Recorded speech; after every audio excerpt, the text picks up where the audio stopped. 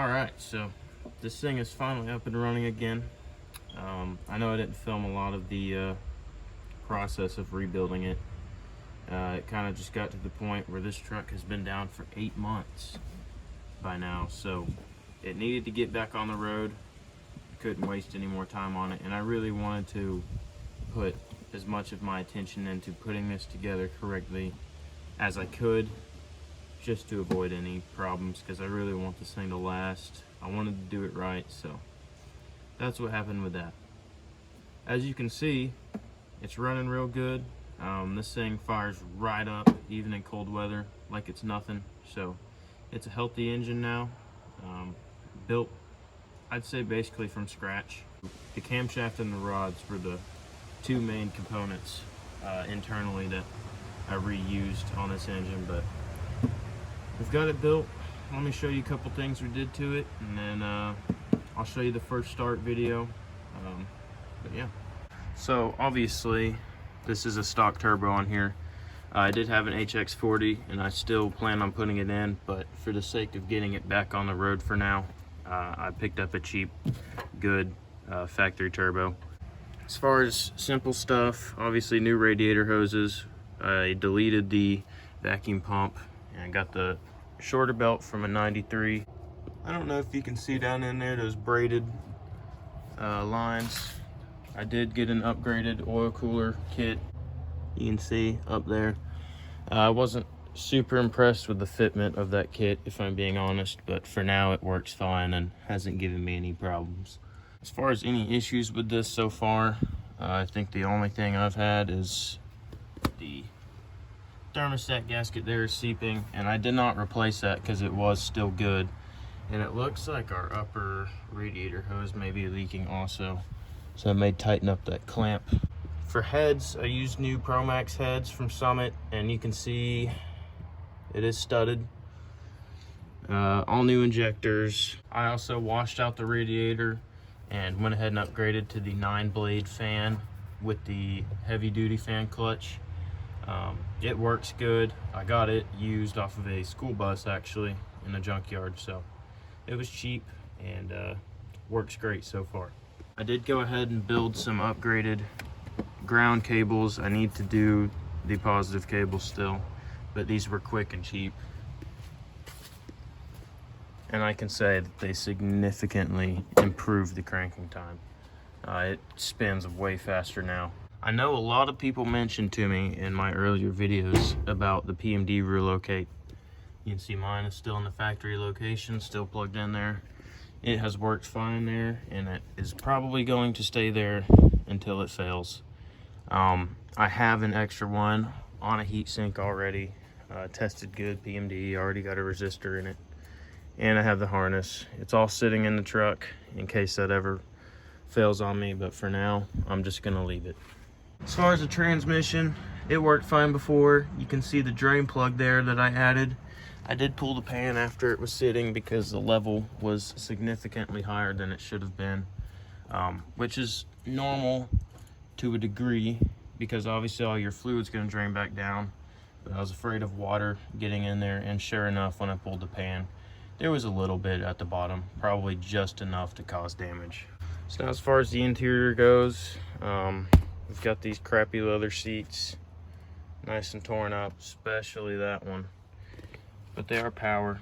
I do plan on getting either new seat covers or probably going to get some newer style ones with the heated option in them, as these don't have it.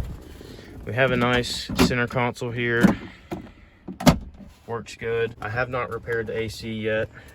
I did get a factory fog switch and it works. Looks much better. The fuel pump is still wired in this switch here. I was gonna change it to key on power.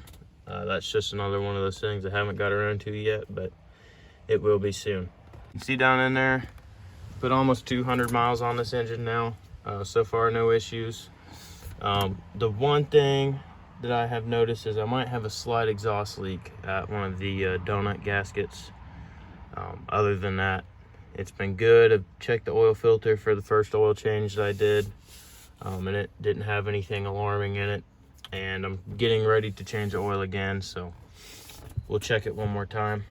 I do still have a crappy boost gauge stuck up there. I plan on getting the gauge pillar, but that is to come later.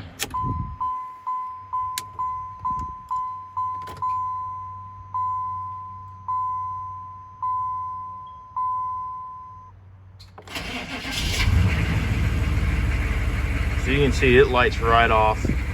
The check engine light is for the PMD resistor and the factory PMD. It never threw a code before until after I assembled this, and of course then it starts causing issues, but that's the only thing that's there for. It hasn't caused any other problems, and it doesn't really affect anything, so it's going to stay that way. You see I've got my spare over there with the resistor in it. I plugged that in so I could clear the code and set the pump timing correctly, so that's all taken care of.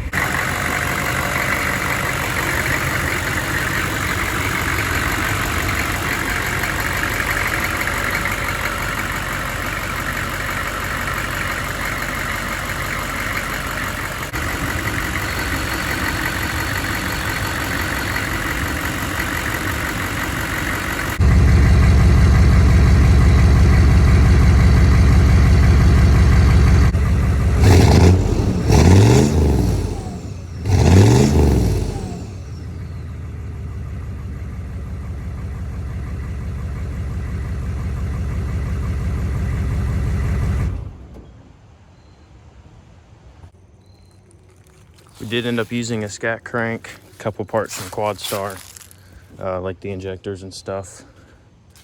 But so far this thing's running and driving good, and well, I hope it keeps doing that for a while. We're gonna keep improving it the more we drive it, but it's time to put this thing back to work and start making it make some money again, and then it will start earning new parts. Next on the list though is obviously tires. And you see they're not wearing correctly, and these are about trashed. I did put new ball joints on it, new shocks, and it needs an alignment because the wheels are still sitting, you know, and I think they're both leaning the same way actually, so I need that adjusted. Just, you know, a general alignment for this thing. It's a 26-year-old truck with 200-something thousand miles. It's time for one. One last thing that I've noticed with this thing is the fuel economy now. It does significantly better now with all the new injectors and everything working right than it did before. Like I said, I've driven, let's say 180 miles, and we're still above 3/4 of a tank. It had a full tank after I got it running. So it's doing much better now. Here's a quick look at that HX40 I've got to put in it. It's in good shape. And here's our old factory turbo that we're not using anymore. It's complete junk. But with that being said, I think that's about all I have to show or say about it. Let's go to the first start video. Muffler's not really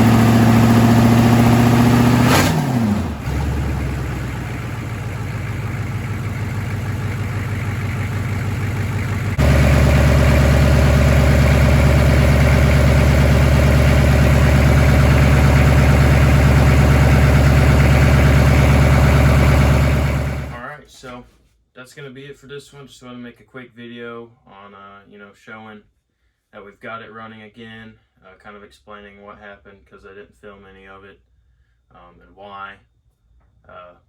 And yeah, so up next, we're probably going to start doing some more of the stuff I actually enjoy doing. Not that I didn't enjoy that, but I want to start getting some more tractors and other equipment back in here and seeing if we can get them started, you know, that kind of stuff. So that's part of the plan. I do have this Kubota over here.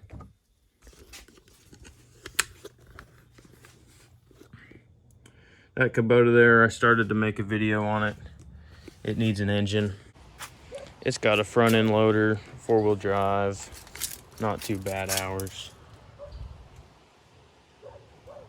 But the hardest thing right now has been trying to source an engine for less than what the tractor's worth. It's pretty destroyed. The block is not rebuildable. So I don't know if you'll see this one anytime soon. I'm kind of holding off on it till I can get an engine for it, or if I can't, I may just have to part it out. But anyways, that's all for this one.